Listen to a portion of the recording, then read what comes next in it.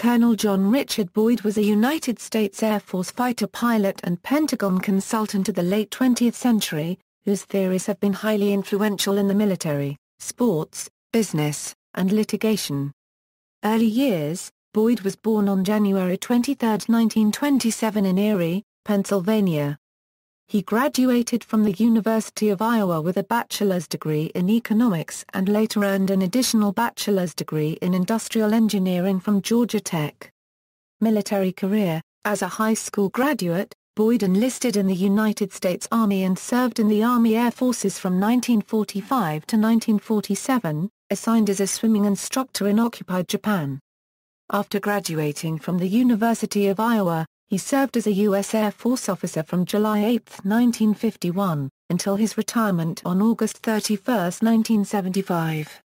Boyd flew a short tour in F-86 Sabres during the Korean War, during which he served as a wingman and never fired his guns or claimed an aerial kill.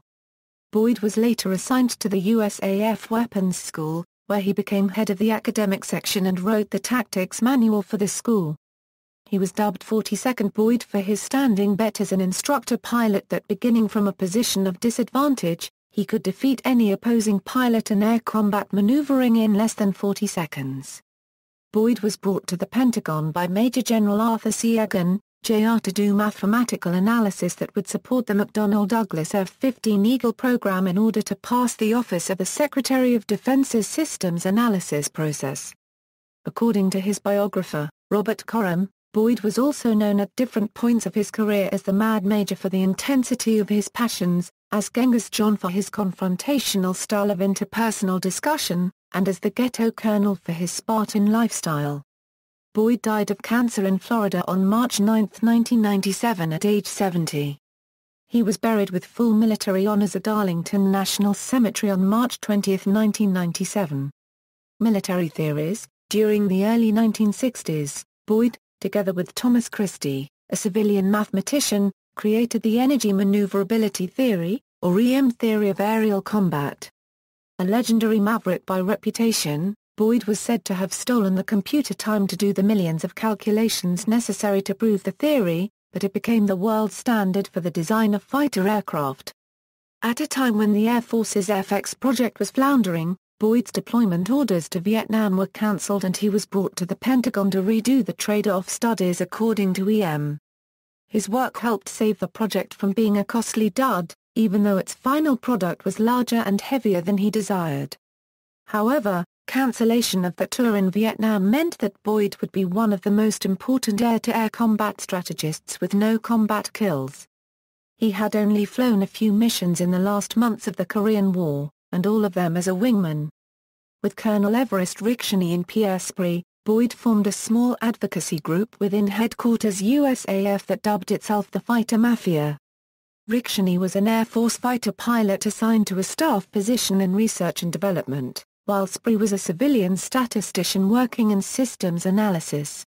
Together, they were the visionaries who conceived the LFX lightweight fighter program, which ultimately produced both the F-16 and McDonnell Douglas F/A-18 Hornet, the latter a development of the YF-17 lightweight fighter.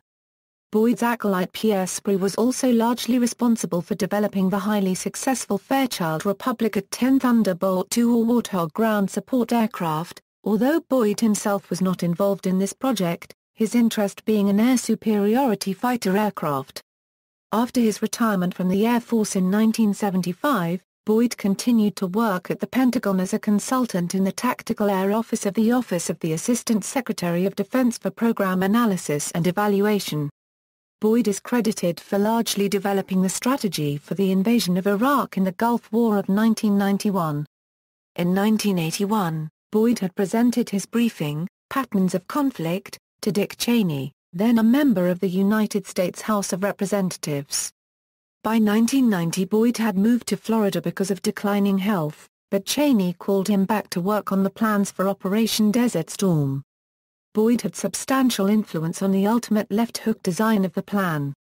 In a letter to the editor of Inside the Pentagon, former Commandant of the Marine Corps General Charles C. Krulak is quoted as saying the Iraqi army collapsed morally and intellectually under the onslaught of American and coalition forces. John Boyd was an architect of that victory as surely as if he'd commanded a fighter wing or a maneuver division in the desert. The OODA loop. Boyd's key concept was that of the decision cycle or OODA loop, the process by which an entity reacts to an event. According to this idea, the key to victory is to be able to create situations wherein one can make appropriate decisions more quickly than one's opponent. The construct was originally a theory of achieving success in air-to-air combat, developed out of Boyd's energy maneuverability theory and his observations on air combat between MiG-15s and North American F-86 Sabres in Korea. Harry Hilliker said of the OODA theory, time is the dominant parameter. The pilot who goes through the OODA cycle in the shortest time prevails because his opponent is caught responding to situations that have already changed. Boyd hypothesized that all intelligent organisms and organizations undergo a continuous cycle of interaction with their environment. Boyd breaks this cycle down to 4 interrelated and overlapping processes through which one cycles continuously: observation, the collection of data by means of the senses; orientation, the analysis and synthesis of data to form one's current mental perspective; decision, the determination of a course of action based on one's current mental perspective; action, the physical playing out of decisions. Of course, while this is taking place, the situation may be changing. It is sometimes necessary to cancel a planned action in order to meet the changes. This decision cycle is thus known as the OODA loop. Boyd emphasized that this decision cycle is the central mechanism enabling adaptation and is therefore critical to survival. Boyd theorized that large organizations such as corporations, governments, or militaries possessed a hierarchy of OODA loops at tactical, ground tactical, and strategic levels. In addition, he stated that most effective organizations have a highly decentralized chain of command that utilizes objective-driven orders, or directive control, rather than method-driven orders in order to harness the mental capacity and creative abilities of individual commanders at each level. In 2003, this power to the edge concept took the form of a DoD publication, Power to the Edge, Command, Control. In the Information Age by Dr. David S. Alberts and Richard E. Hayes. Boyd argued that such a structure creates a flexible organic whole that is quicker to adapt to rapidly changing situations. He noted, however, that any such highly decentralized organization would necessitate a high degree of mutual trust and a common outlook that came from prior shared experiences. Headquarters needs to know that the troops are perfectly capable of forming a good plan for taking a specific objective, and the troops need to know that headquarters does not direct them to achieve certain objectives without good reason. In 2007, strategy writer Robert Greene discussed the loop in a post called OODA and U. He insisted that it was deeply relevant to any kind of competitive environment, business, politics, sports, even the struggle of organisms to survive, and claimed to have been initially struck by its brilliance. The OODA loop has since been used as the core for a theory of litigation strategy that unifies the use of cognitive science and game theory to shape the actions of witnesses and opposing counsel. Foundation of theories: Boyd never wrote a book on military strategy.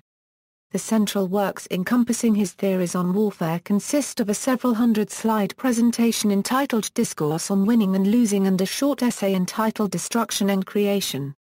In Destruction and Creation, Boyd attempts to provide a philosophical foundation for his theories on warfare. In it he integrates Gar-Paragraph-Dell's incompleteness theorem, Heisenberg's uncertainty principle, and the second law of thermodynamics to provide a context and rationale for the development of the OODA loop. Boyd inferred the following from each of these theories: Gar-Paragraph-Dell's incompleteness theorem, any logical model of reality is incomplete and must be continuously refined, adapted in the face of new observations. Heisenberg's uncertainty principle, there is a limit on our ability to observe reality with precision. Second law of thermodynamics, the entropy of any closed system always tends to increase, and thus the nature of any given system is continuously changing even as efforts are directed toward maintaining it in its original form. From this set of considerations, Boyd concluded that to maintain an accurate or effective grasp of reality one must undergo a continuous cycle of interaction with the environment geared to assessing its constant changes. Boyd, though he was hardly the first to do so, then expanded Darwin's theory of evolution, suggesting that natural selection applies not only in biological but also in social contexts. Integrating these two concepts, he stated that the decision cycle was the central mechanism of adaptation and that increasing one's own rate and accuracy of assessment vis-à-vis one's counterpart's rate and accuracy of assessment provides a substantial advantage in war or other forms of competition. The key to survival and autonomy is the ability to adapt to change, not perfect adaptation to existing circumstances. Indeed, Boyd noted that radical uncertainty is a necessary precondition of physical and mental vitality. All new opportunities and ideas spring from some mismatch between reality and ideas about it, as examples from the history of science, engineering and business illustrate. Elements of warfare. Boyd divided warfare into three distinct elements: moral warfare, the destruction of the enemy's will to win, disruption of alliances and induction of internal fragmentation, ideally resulting in the dissolution of the moral bonds that permit an organic whole, organization to exist. Mental warfare, the distortion of the enemy's perception of reality through disinformation, ambiguous posturing, and/or severing of the communication information infrastructure. Physical warfare, the abilities of physical resources such as weapons, people, and logistical assets. Military reform. John Boyd's briefing patterns of conflict provided the theoretical foundation for the defense reform movement in the 1970s and 1980s. Other prominent members of this movement included Pierre Spree, Franklin C. Spinney, William Lind, Assistant Secretary of Defense for Operational Testing and Evaluation Thomas Christie, Congressman Newt Gingrich, and Senator Gary Hart. The military reform movement fought against what they believed were unnecessarily complex and expensive weapons systems, an officer corps focused on the careerist standard, and over-reliance on attrition warfare. Another reformer, James G. Burton, disputed the Army test of the safety of the Bradley fighting vehicle. James Fallows contributed to the debate with an article in the Atlantic Monthly titled Muscle-Bound Superpower, and a book, National Defense. Today, younger reformers continue to use Boyd's work as a foundation for evolving theories on strategy, management and leadership. Boyd gave testimony to Congress about the status of military reform after Operation Desert Storm.